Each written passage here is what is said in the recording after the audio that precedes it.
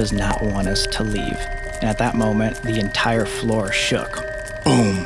Fast forward to the very end, and I ask out, is there a heaven? And it knocks 3 times, meaning no. Our 2 religious friends that were there immediately jumped up and said, we have to leave right now. Well, Europe is just full of haunted churches, especially in England, as you'll soon find out. From ancient stone walls where unspeakable horrors took place, to the eerie apparitions that roam their halls. These are some of the most evil churches in Europe that locals are afraid to enter. This photo was taken inside another church in England, Sefton Church, just outside of Liverpool. Supposedly, what you're looking at is a figure the photographer hadn't seen when he first snapped the picture in 1999. Brad Steiger had been inside the church with only one other person, another photographer standing right next to him. So, who is the mysterious figure in the photo? Many have called it the Sefton Church ghost. Some think it could be the spirit of a former priest who still haunts the place, lingering within its walls. Some locals think this ghost is the same one that haunts the nearby Punch Bowl pub, sometimes referred to as the creepiest 100 yards on Maryside. Ghostly sightings have been reported there for years, and looking at Sefton Church, let's just say I'm not surprised some people think it's haunted. What you're looking at here is a rather notorious photograph taken inside Worstead St. Mary Church in Norfolk, England, 1975. There's something pretty odd about this one, isn't there? Yeah, the ghostly looking thing sitting behind the woman. There's a whole story behind this photo, too. A man named Peter Botolph had been visiting the church with his family, and during their visit, he snapped this photo of his wife Diane, who was sitting on a church bench with her head bowed in prayer. At the time, Peter claimed that there was nobody behind her when he took the shot. Then months later, while showing their photos to friends, someone pointed out the strange figure sitting behind Diane. As they all squinted at the projector, they realized that they were looking at a ghostly white figure, almost resembling a woman wearing a bonnet. According to Diane, when they saw the white figure sitting behind her, they just stood there with their mouths open, intrigued and a bit spooked. Peter and Diane returned to the church to share their discovery with the vicar, and he told them about the legend of the White Lady, a ghost who supposedly appears to those in need of healing. And coincidentally, at the time the photo was taken, Diane was struggling with health issues and was on antibiotics. Next up, we have the historic St. Botolph Church in London. See if you can spot anything strange in this image. Look closely at the top right-hand corner. In 1982, a photographer named Chris Brackley was exploring the church with his wife when he snapped a picture inside. At the time, it was just the 2 of them, so you can imagine their shock when the developed photo revealed a ghostly-looking figure in old-fashioned clothing standing on the balcony near the altar. When Chris examined the negative, experts confirmed there was no double exposure and that his camera was functioning perfectly. So someone must have been there at the moment the picture was taken, right? But Chris was positive he and his wife had been the only ones there. Well, a few years later, a builder working on restoration in St. Botolph's crypt reached out to Chris. While tearing down a wall, he'd accidentally disturbed a pile of old coffins, and to his surprise, one of them opened up to reveal a well-preserved body. What really got everyone's attention was the fact that the face of the body looked eerily similar to the ghostly figure in Chris's photograph. Notice anything strange about this photo? How about now? There it is. This photo was taken in 2015 by the then 29-year-old Carrie Launders, who, you guessed it, didn't notice the figure until reviewing the image later. But a little history about this very, very old church. Norwich Cathedral started construction in 1094 after the Norman invasion. With a place that old, it's really no surprise that it has a long history of rumored hauntings. One of the most famous ghost stories is the priest's ghost at the Erpingham Gate, one of the entrances to the cathedral. The first sighting of this supposed ghost was in 1736. The entity is believed to be that of Reverend Thomas Tunstall, a Catholic priest who was martyred at the cathedral. Tunstall went out in one of the most gruesome ways possible. He was drawn and quartered, and his remains were displayed around Norwich as a grim warning. So then we have the photo taken in 2015. Many who look at this image believe it could be the apparition of one of the bishops buried beneath the cathedral floors. This is St. George's Church in Lukova, a small town in the Czech Republic. For nearly 50 years, this church sat abandoned after a tragic incident in 1968 during a funeral service. Just as the ceremony was underway, the ceiling and part of the roof collapsed, sending everyone scrambling outside in fear. And after that, locals took it as a bit of a bad omen and avoided the church entirely, leaving it to slowly crumble while they held services outdoors. The church didn't just fall into disrepair, it was also stripped of its valuables.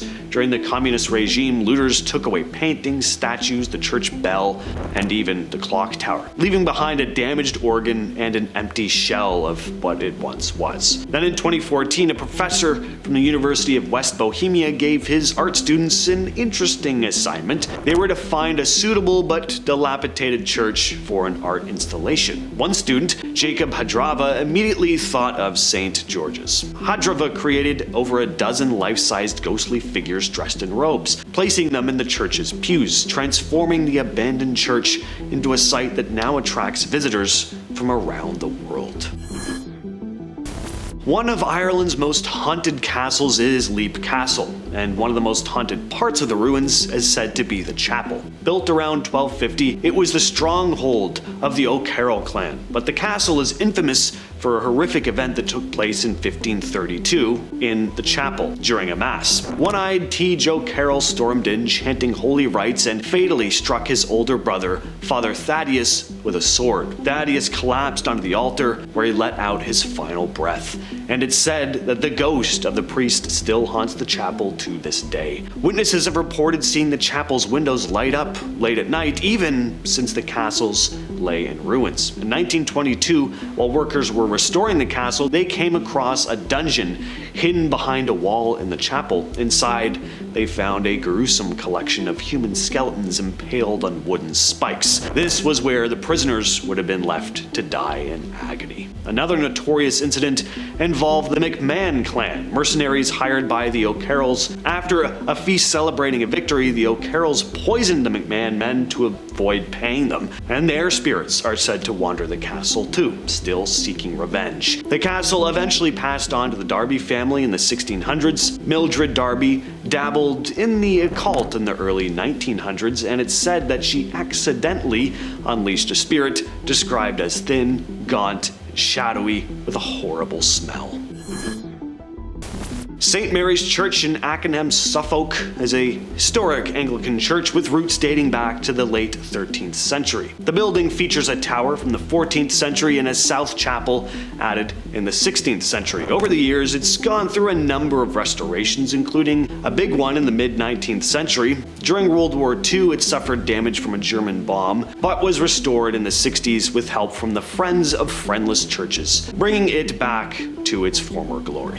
From the outside, St. Mary's looks like a typical rural parish church, complete with its medieval architecture and picturesque setting, but it's said that beneath the quaint exterior lies something darker. According to folklore, it's the devil himself that's said to sleep beneath the church, resting under a broken tombstone known as the Devil's Grave. It's also said that if you walk around the church counterclockwise 13 times, you could awaken the slumbering devil.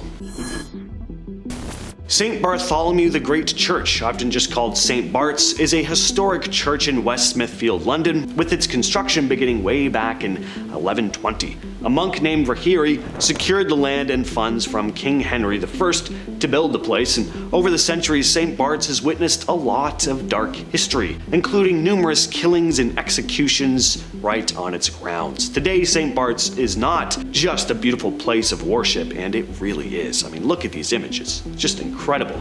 This is the church I'd want to go to. Just medieval looking and just filled with detail. Awesome. It's also a hotspot for ghostly activity though, and it certainly looks like it. Among the many spirits said to haunt the church, you might encounter the Duke of Argyll, the painter William Hogarth, and even a mysterious priest. Visitors have reported seeing a strange white mist that forms in the center aisle, sometimes taking the shape of a woman. There's also a darker black mist, believed to represent the residual negative energy from the violence that has occurred there over the centuries. One of the most famous apparitions is said to be Rahiri himself. Legend has it that his ghost wanders the church searching for his missing foot, which was supposedly stolen from his crypt long after he passed away. If you happen to be in the church on July 1st at 7 a.m., you might just catch a glimpse of him, appearing as he does on that day every year.